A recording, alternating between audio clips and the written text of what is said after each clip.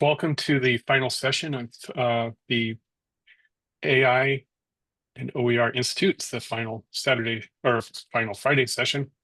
And we are we're fortunate to have with us. Sorry, we'll edit that out because I'm going to start AI Companion. We have with us Dr. Anna Podnozova, who is an adjunct professor at Lake Washington Institute of Technology. And she's presenting today on AI as learning enhancement, not replacement, implementing cross-disciplinary prompt engineering education. Yes, thank you so very much. I'm so happy to greet you today. And I want to tell you a few words about the professional development course that I basically created for my college. And I would welcome the opportunity to collaborate with any colleges as well, just to see how it can positively implement your work. So I'm going to share my screen. The main idea of my work is to see AI not as a tool that is usually being used by our students for cheating, but AI can be used as learning enhancement, not replacement. But for that, we need to invest our time and effort into teaching our students on how to use AI, not in the classroom only, but for their homework. So let me continue. So the main problem when we are talking about AI use is that, on the one hand, 90% of students are using AI, but often in ways that harm their learning.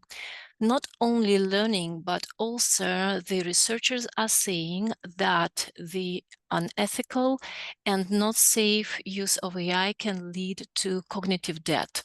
So which means that erosion of critical thinking and problem solving is happening when students are replacing their own cognitive thinking, cognitive effort with AI use. So the same analogy, we can use the analogy, we may say that it is the same as to use a calculator before learning multiplication. So we know perfectly well that calculator can be a good tool when it is being used at a higher level of cognitive skill, right? When students know already multiplication, when they know how logics is working. So, but when calculator is being used on the fundamental levels of learning, it's going to derail the learning and the brain activity as well. So now my question for you is, what is the first word that comes to mind when I say students using AI? Please drop your comment into the chat and we will see what feelings you have when you hear this, students using AI. Do you feel comfortable with that? Or you think that usually it is pretty debilitating for their cognitive development?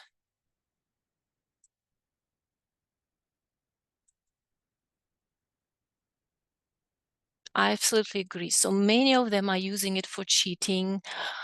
We can see the loss of critical thinking. Yes, it is a professional requirement in many fields nowadays. Again, students are not reflecting when they're just copying and pasting the answers. I absolutely agree with you, and I've seen it a lot. Yes, on the one hand, it could be a great scholarly activity, but on the other hand, cognitive debt is something that we need to consider. Yes, shortcut, I agree. So when we are talking about AI in the classroom, usually it is something that makes us doubt, right, whether we can use it or not. I'm going to switch to presentation again. I'm sorry. Let me change it because I don't see the chat if I'm sharing the screen. So from my point of view, the solution is the following. We should teach AI as a learning tool. We cannot ban it, because even if we ban it, well, it doesn't mean anything actually, because students will have the access to it while they're working at home on their homework. But what we should do, we should teach them. We should teach them how to create an efficient prompt, how to work with the output, how to critically reflect on what this or that AI has produced for us. So AI should enhance thinking and not replacing it. Then this approach that I have come up with works across all subjects and disciplines. We should remember that different students of different financial backgrounds have different opportunities, right? Some of them have the possibility to get the access to the latest paid models of AI. Those of our students who do not have these financial possibilities, they get stuck with the outdated, less powerful models. In this case, AI is creating the inequity, right? Something that we are trying to fight while we are teaching them. Therefore, teaching AI prompting will help all of our students to level the playing field. Because if our student, no matter the financial possibility, if this student has the understanding how an efficient AI prompt works, the student will have the 24/7 access for an AI tutoring help, right?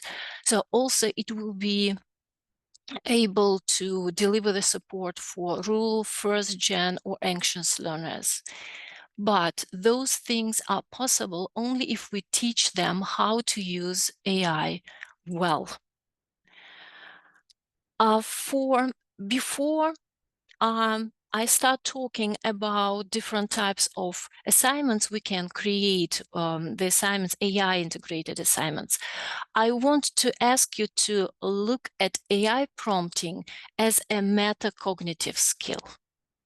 Because if you look at AI prompt that you are creating for asking AI to come up with a lesson plan, for example, or some learning materials, you should remember that to create a good, effective AI prompt, you need to think about the prompt very well first. Therefore, effective prompting requires metacognition. So you should think about thinking. What exactly you expect AI to come up with? What areas, what subjects should it dive into to get the information that you need? Number two, algorithmic reasoning. So you need to explain step by step what you want AI to do in order to deliver the output you want it to deliver. The third one is a very important one, domain knowledge, right? So domain knowledge is very important for input, for the prompt, because if you know the domain well, if you know what to ask specifically, then the output is going to be good enough so that you will be able to work with it. And the last one is critical evaluation. Critical thinking as well, right? So you need to look at your prompt critically, whether it is good enough for AI to understand, to follow, and to create something that would look efficient and productive. On the other hand, this critical evaluation, as well as domain knowledge, is absolutely important when you are working with the output. And these are the things that we need to keep in mind when we are creating AI integrated assignments. We need to underline, we need to emphasize and to tell our students that to create a good prompt, you need to know all these things. You cannot ask AI, do the homework for me, right? Because it's going to be cheating. This is one. Number two, it's going to lead to the cognitive debt and then cognitive atrophy. And one more, the students are going to lose the opportunity to actually create this skill that they should be creating while studying your subject. So teaching prompting is basically teaching high order thinking. And if you are using AI on an everyday basis, you can understand that, right? Because you should be a good expert, and you should be a critical thinking person, being able to give step-by-step instructions in order to create an effective AI prompting, an AI prompt. So I created a framework. Well, let's call it Bloom's taxonomy reimagined. AI can support every level of Bloom's taxonomy. Of course, the fundamental levels are more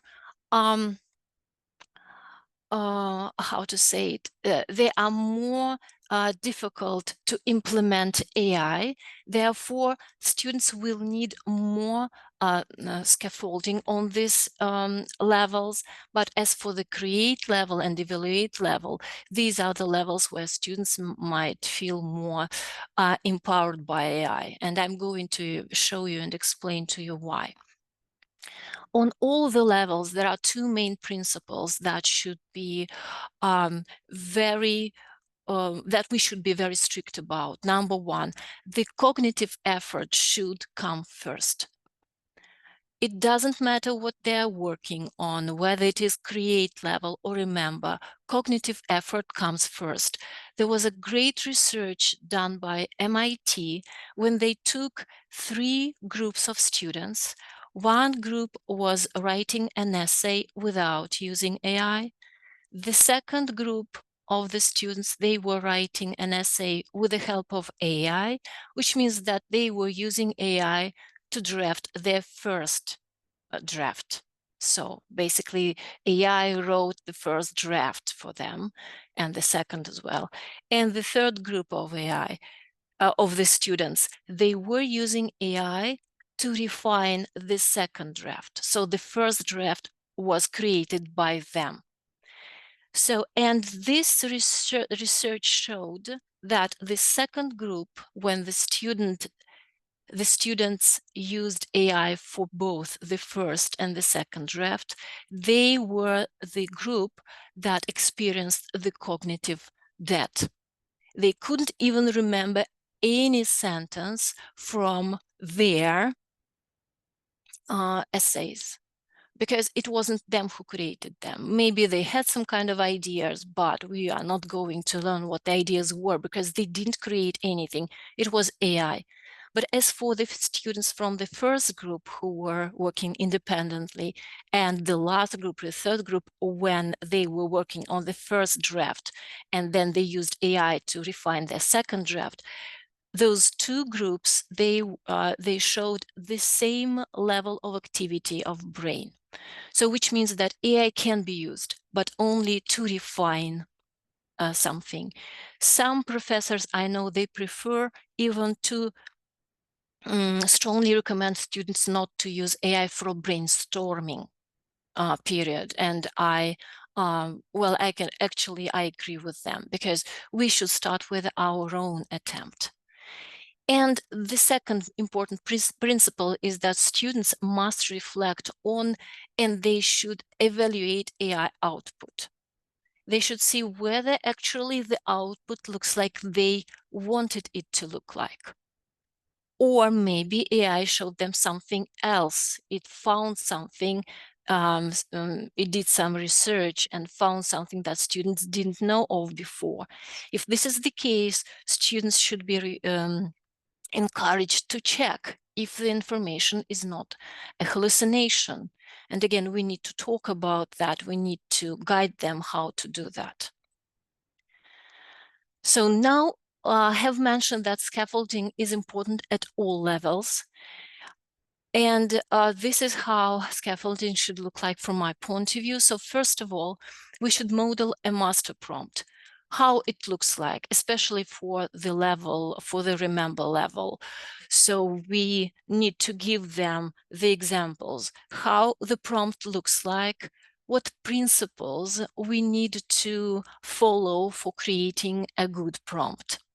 Then we need to guide students to adapt it for their needs. Then we need to let them create their own.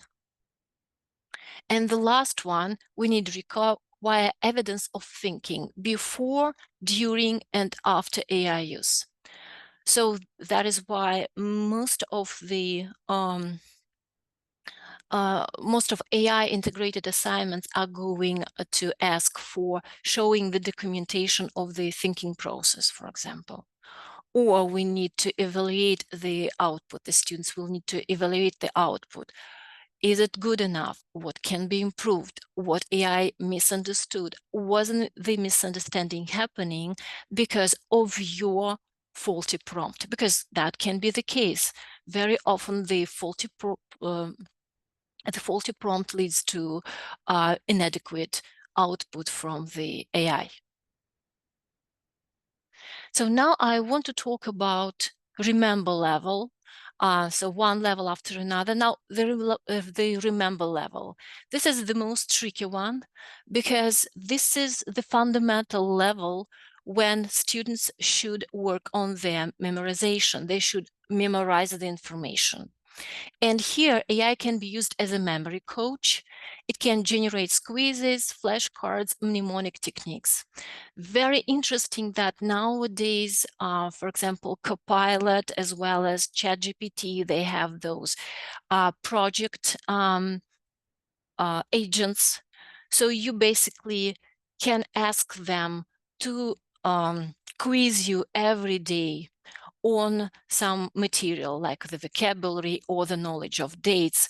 And actually it can give you the data on whether your knowledge is getting better or you are still having some gaps. And it is the educator's task to give the prompt or to help students to work with the agents.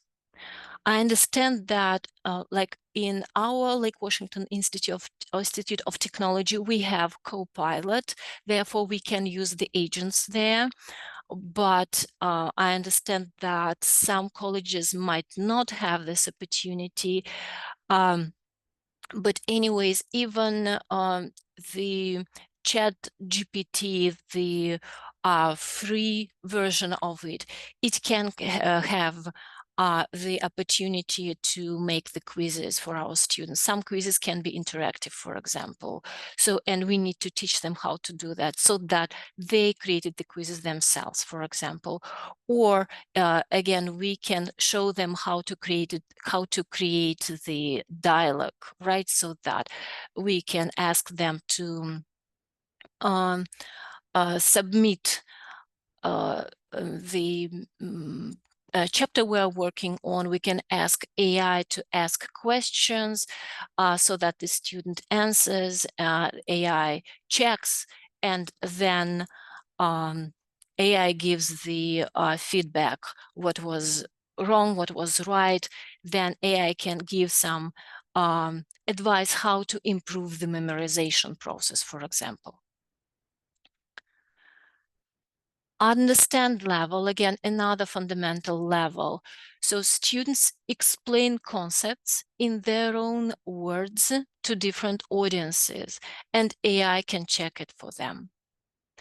Or students can ask AI to explain it for them. It is especially very useful for IBEST students because I have been working with IBEST students and ELL students.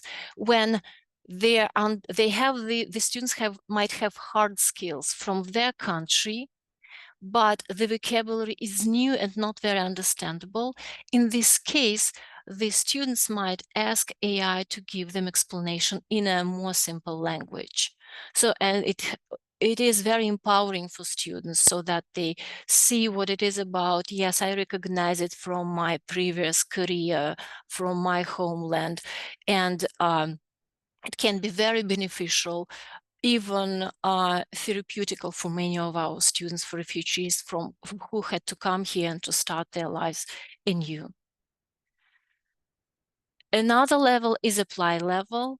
So AI can be used as a practice coach. Here, for example, if you are studying grammar, you might ask AI to create some context where the students might use new grammar structures, or again, it can check their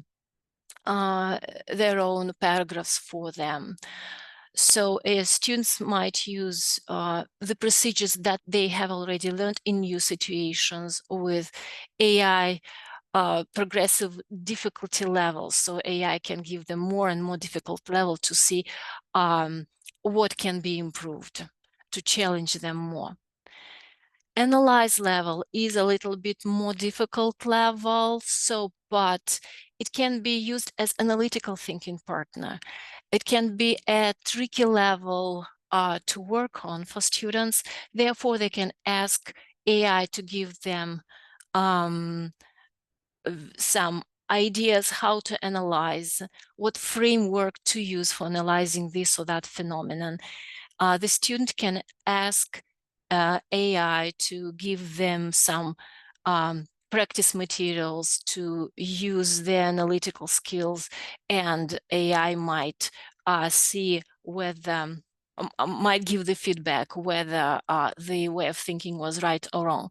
Again, the prompt for this type of assignments should be shown by the educator. It should be an AI integrated assignment. So ask AI to do this and that. And it is the first step from the educator. And then we are going to hope that sooner or later, the student will work with AI using this prompt, adopting it, recreating it, maybe adjusting it to their own needs. Evaluate level. This is an interesting level where the students have all the previous cognitive level skills, and it is one more. It can be an evaluation coach. It can show how to evaluate. On the other hand, it can give a lot of material when a student can practice the critical thinking, right, to see whether it is right or wrong, what information should be double checked. So evaluate level is a good level to incorporate AI more into our classroom. Interesting assignments can be created on this level. For example, we can ask students to create for example, a music piece, and the student can evaluate whether the music piece is a good one. And I'm talking about the music composition class. So whether the music composition is good enough from the point of view of tone, the character that was picked. So the student should evaluate, it should analyze, the students should analyze and give the evaluation of this information. So interesting that we can make like a few stages assignments. For example, we can ask a student to use AI as an evaluation coach, and the student is going to evaluate some applications that he's going to use for his work in an office. So AI is going to guide the student through the main criteria that should be taken into account when he's picking this or that application. The second stage, the student should use the same principles that have been demonstrated by AI in the previous part, and the student should analyze another set of applications. And then the student might show AI the document with analysis, and AI will give the feedback on whether this is a good approach or not. And create level is at the create level, AI can be used as a creative collaborator. So it can be used as a tool for various assignments. One of the assignments that I'm thinking about is that I have already actually mentioned, right, for the evaluate level, when the student is asking AI to create a music piece. So, but this is very general, so he doesn't give any specific information. On the create level, the student should start with the cognitive effort. The student should give the detailed instruction, what kind of piece of music the student wants AI to create, how the piece of music should look like, what progression to use, what tone to use. And then when there is the output, the student can evaluate it, analyze it, saying whether it meets the expectations, whether this is what the student actually wanted AI to create. This is one thing. So another thing, AI can be used as a very interesting how to say it. So an example for history lessons, for example, I can share it with you. So for example, the student is writing about some historic events. So he can ask AI to adopt a historic figure and some historic persona. And the student is going to share some documents created by this persona, some stories shared about this person, and upload it to AI, and then ask AI so that AI adopt this persona, and AI is ready to answer the questions from the student. So basically, the student can create some kind of an interview of this historic persona based on the information the student has shared. So, and again, this is a very good exercise, again, for critical thinking. After the student is completing this interview, he can actually evaluate if it actually looks like the persona he would imagine it will be. Because, well, maybe AI would get it wrong. And this is, again, an interesting experiment. So another assignment that I would love to share with you is assignment, the nature versus nurture AI debate. I know that this kind of assignment can be, actually, it can replace the brainstorming assignment that we usually give students for our English 101 classes. Usually we ask them just to research different points of view on this discussion, the nature versus nurture. And but in this case, we can actually expand it a little bit. So first of all, this assignment is going to look the following way. The core task, AI role play. You will prompt an AI to simulate a discussion between 3 distinct psychology personas. Each persona holds a different view on the primary driver of human development. Persona 1, nature advocate, argues that genetics and biology are the dominant forces. Persona 2, nature advocate, believes environment and experiences shape character most. And persona 3, interactionist, condemns both factors are equally and inextricably influential. Part 1. The student should create their prompt, describe each persona's beliefs. So for that, the student should make this research. What is nature advocate, what is nurture advocate, and what is interactionist. So all of them, for all of them, he should do the research first. Then request a simulated discussion. Then require use of legitimate sources. This is important. The student actually can share the links that they used to gather the information about those personas, about those how to say it, branches of this discussion. And the last one, specify a professional academic tone. And the second part, assess the output. Whose arguments were most compelling? And did any persona shift your perspective, and why? So, and you can see that on the one hand, yes, they're going to be the first cognitive attempt. The students are to make their own research first. They need to find good sources, and they will have to share it with AI. And number two, they will need to assess the output, critical thinking, just to see how AI managed to cope with this task. Maybe it failed. Maybe the personas were not so convincing. Maybe there is some mix-up. So, and what the assignment develops? Expertise in psychology, right?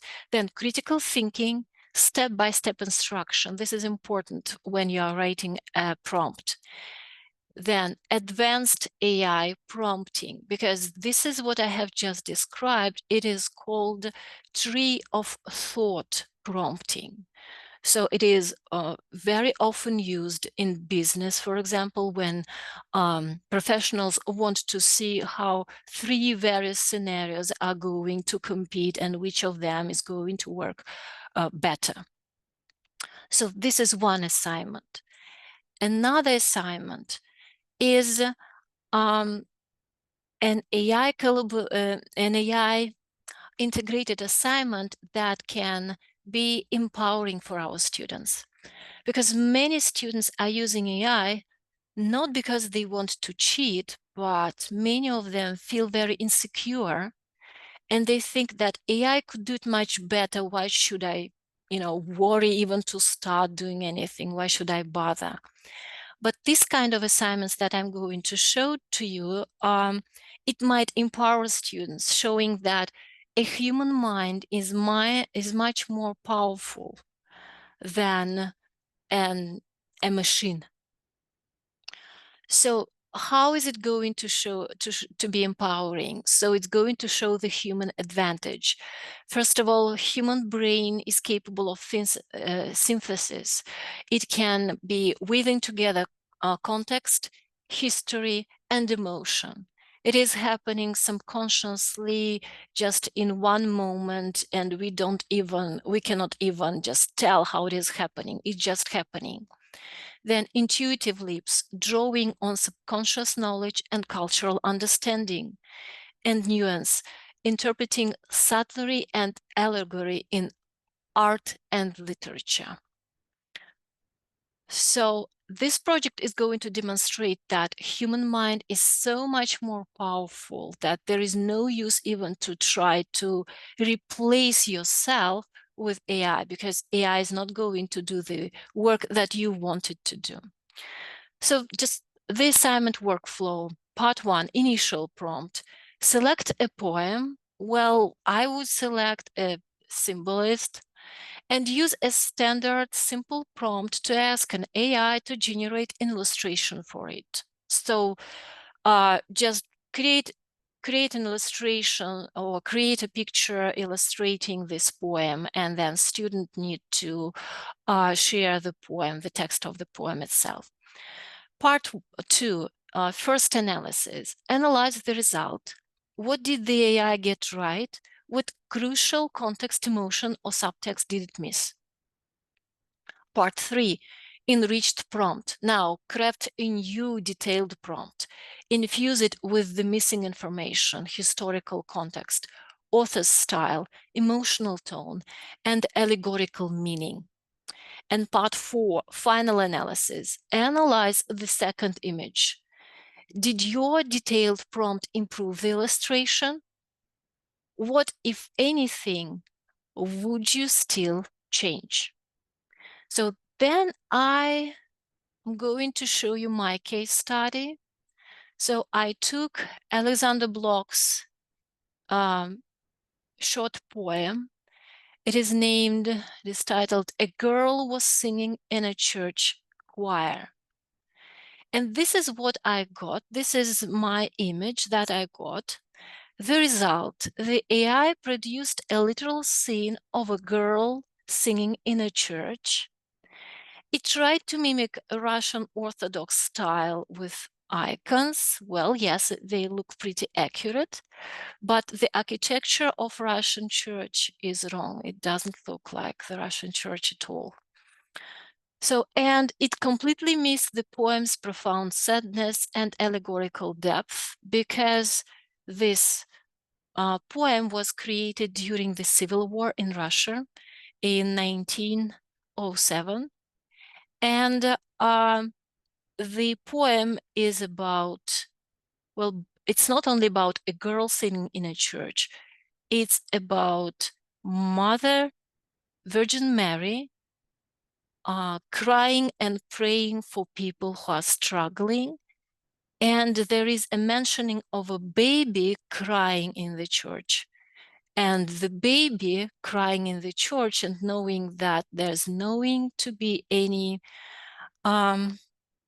positive outcome for suffering people, the baby is Jesus Christ. So this is a very sad, a very gloomy, but still poetic and beautifully written poem. So I created a second prompt where I explained all the context, everything that I know about this very poem. And this is the second image that I got.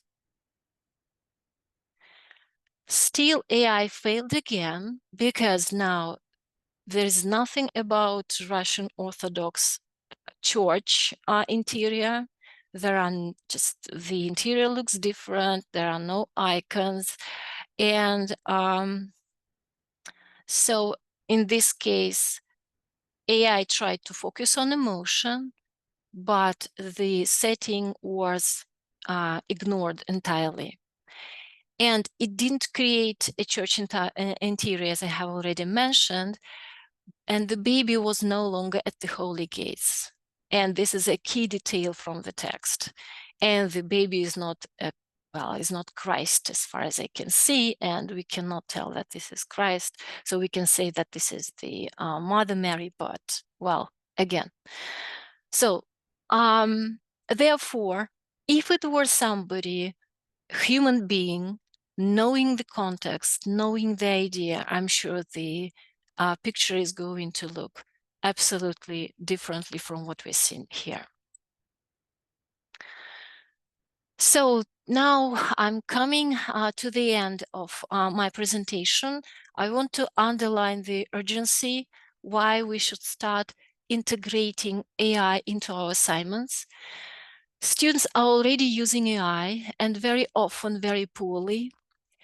If we cannot stop it, we need to try to steer it, showing them the correct way, right? So the first cognitive attempt should be yours. The fundamental level of skills should be ours. Nowadays, the fundamentals are even more important than it was before. So we must lead our students toward effective, equitable, and empowering use. And again, this is about equity, opportunity, and future readiness, because for their future work, they will have to use AI. They should know how to use it. Various strategies, including chain of thought, tree of thought that I have already showed to you. So those things that they don't even have to know how to call them, but they should know that there is such a strategy and they might benefit from it in the future or for their research. So now my question, what's one question you still have that might stop you from trying this in your classroom?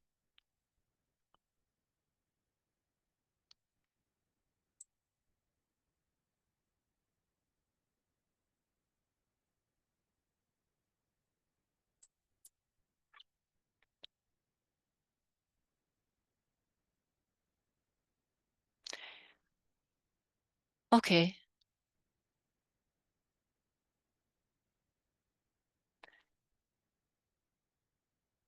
Adapting these strategies to my specific classes, math. Yes, that would, I don't know math because I'm working with ELL students, I'm working with accounting students. But again, for math, I know that this tree of thought, for example, strategy would be very interesting. To ask AI to adopt 3 personas, 3 mathematicians, to come up with different solutions to a problem, they will need to show whose solution is best. And again, it's going to be the student's call to decide which solution is a better one. So again, this is a great idea to show them different ways to approach the same problem. And on the other hand, to look at them critically. So are they good enough? What can be improved? So therefore, yes, math has a lot of opportunities for using this approach.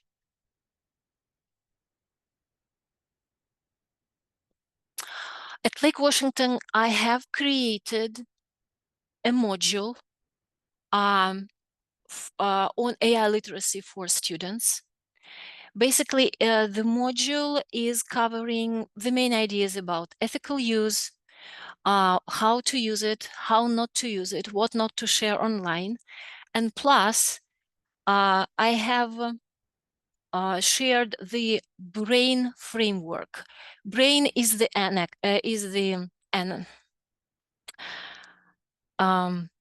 I'm sorry, I'm just too tired already and I don't remember the word. So an acronym, sorry.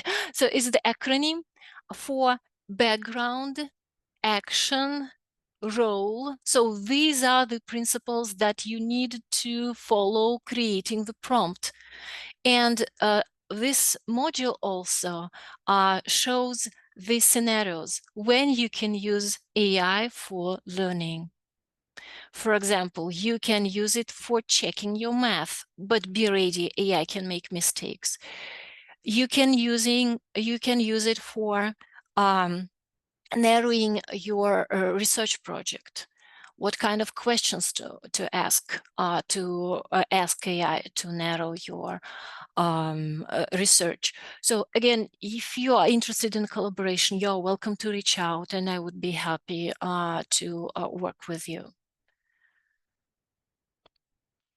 Perfect. So I'm going at the end of my presentation, you will see my email and I will be happy to collaborate with you. Very interested as well.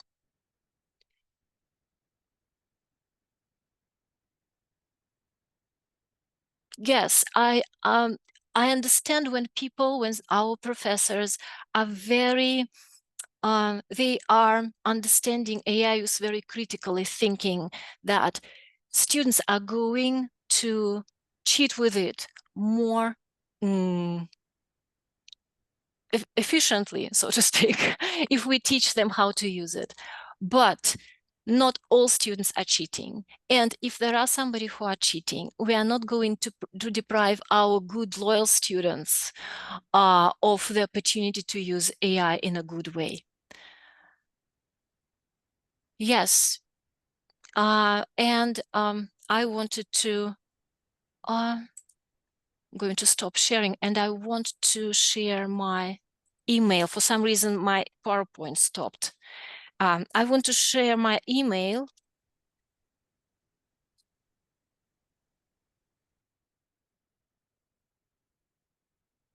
So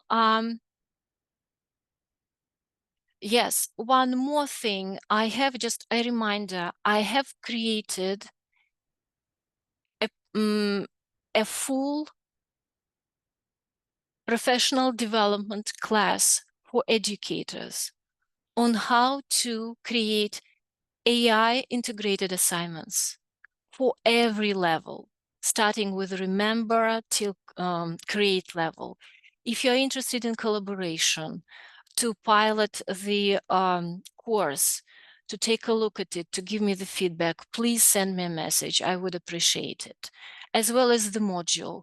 The module for AI literacy can be copied to any class in Canvas.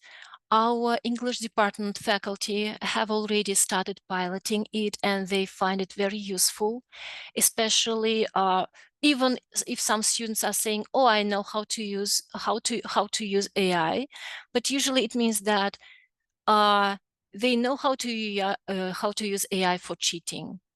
You see, not for learning, again, not how to practice their knowledge, not how to go deeper. Therefore, please, you're welcome to reach out. I would welcome the opportunity to share my experience, our institution experience, and I would love to hear your feedback and your ideas. Thank you.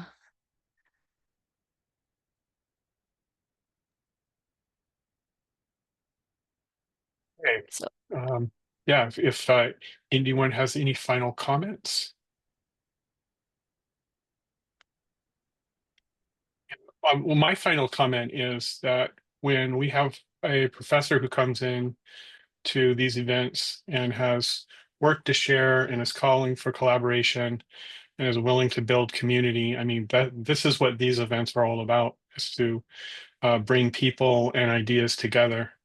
And you may have seen throughout the day, we have a lot of different perspectives, even in this room. And all of those perspectives are important.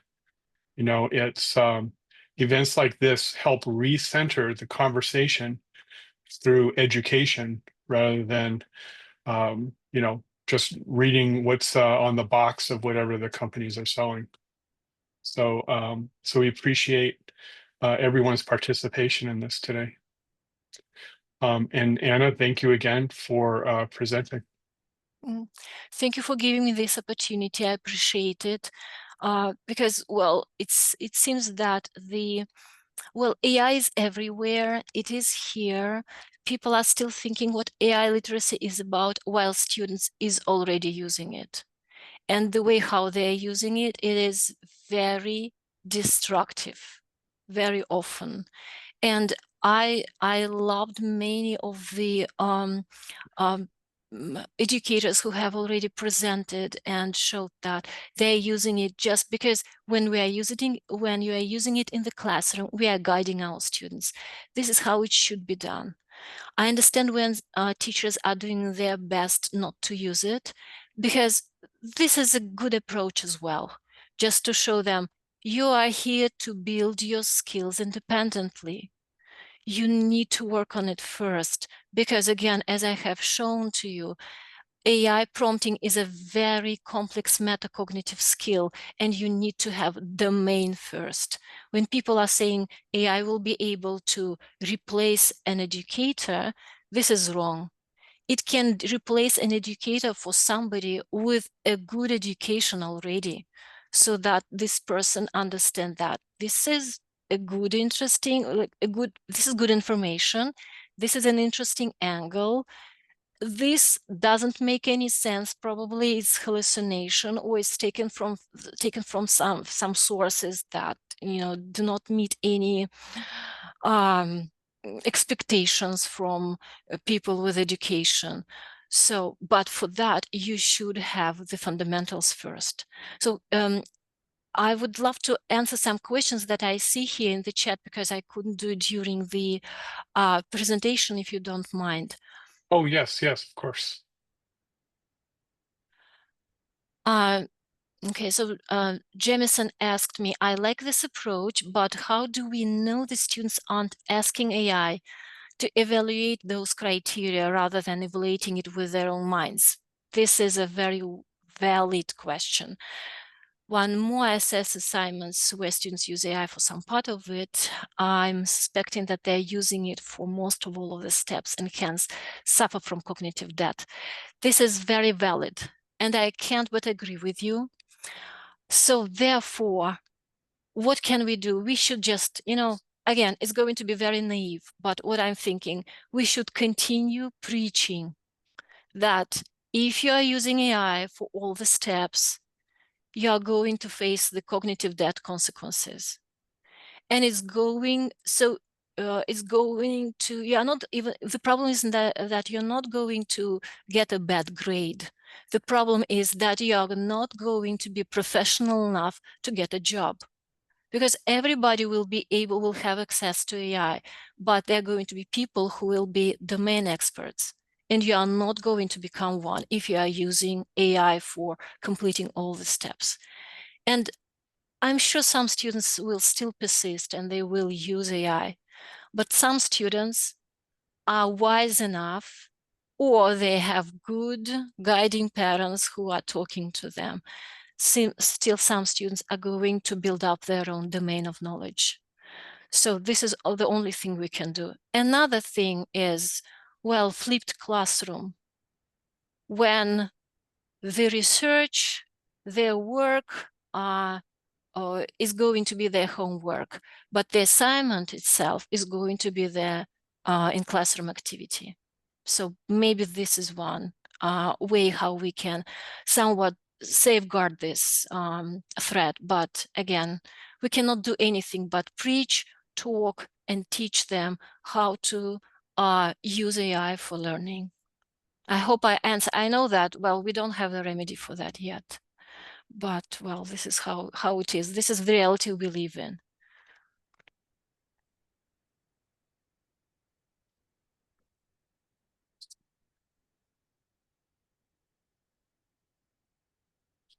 Yes, so we should talk about the skills the employers will expect from them to have. Because this is why most of them are coming to colleges, right? To find a good job. They won't be able to find it. Just, well, of course, you are talking to people from business industries, and just the first interview, they're talking with the applicants, and as a result, the applicant is not able to answer the simplest questions about the processes of their job. So, and you won't be able to use AI for answering the question for you during the interview. So therefore, probably that will help students to understand the necessity to learn the information. So Eleanor asked me, I agree, but what specific skills were you thinking? It's hard to know what to teach except prompt writing in general. There are so many tools available depending on the task focused professional area. Is this what I've been trying to figure out? So prompt engineering, as I have mentioned, is showing if it is a good prompt, it is going to demonstrate how well you know the domain. Because you can ask, solve this problem for me. Okay, so it doesn't show anything. It's a 0 for this part of the task. But if this is a detailed prompt, like for the assignment with the psychology, that it was an assignment for English 101 class, but for this psychology debate, nature versus nurture. So the prompt should contain the information about various branches plus the sources. And students should share it with you. So just to show that this is what I have found, this is what I have researched. So, and it is going to show you that they actually took it close to heart and they did the research that you expected them to do. So as for the prompts that I used in creating images, well, I have them, but they're somewhere in some piles of my documents. So if we continue our collaboration, I will surely show it to you. I can show you even the a conversation with AI while I was working on those images. Yes, so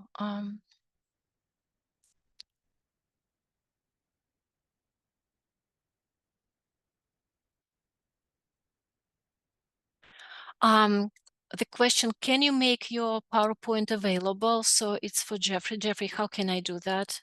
I can easily share it, but what is the best way to do that? So we up in our LibGuide, we're going to have this event. So there'll be there's a web page that we have that for all of our events actually. And so this event will have a page that will have links to all of the videos that that all the recorded sessions, and then we're also going to ask all the speakers to share the slides with us, and we're going to link the slides and the videos from all of the sessions. Mhm. So that's probably the best way. And then you'll get a notification through Zoom events of when all of that is ready to go. Mhm. Mhm. Yes, then I will share it afterwards. Thank you. Well, thank you for your time and for listening to me. And I love the discussion, and it gave me a lot of interesting ideas. So I'm going to continue this work, and I look forward to collaborating with you. Thank you.